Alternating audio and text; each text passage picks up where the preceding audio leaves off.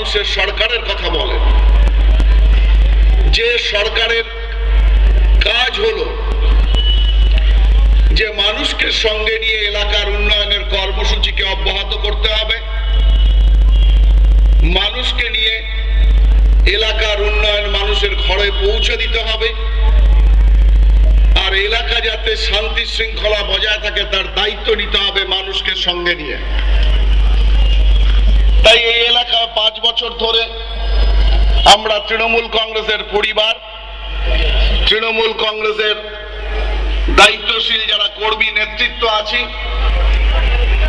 আমরা এখানকার মানুষকে সঙ্গে নিয়ে আমরা এলাকাকে শান্তি বিরাজের মধ্যে দিয়ে এলাকার উন্নয়নের কর্মসূচি মানুষের কাছে পৌঁছে দিয়েছি। বিগত 20 বছরে যে উন্নয়ন হয়নি সেই উন্নয়ন করবার চেষ্টা করেছি মানুষকে সঙ্গে নিয়ে।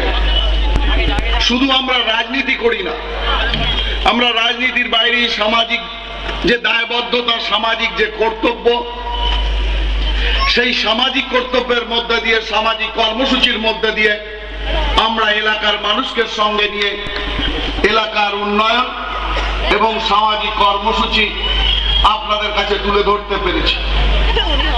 এই তুলে ধরার ফসল আপনারাই আমাদের প্রাণ শক্তি, আপনারাই আমাদের চালিকা শক্তি বলে আমরা মনে করি।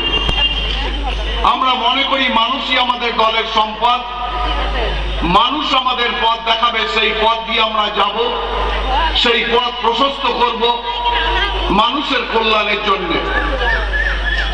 এই ভাবনা থেকেই আমরা 1998 সালে মমতা বন্দ্যোপাধ্যায় বাংলার মানুষকে সঙ্গে নিয়ে তৃণমূল কংগ্রেস জন্ম দিয়েছিল।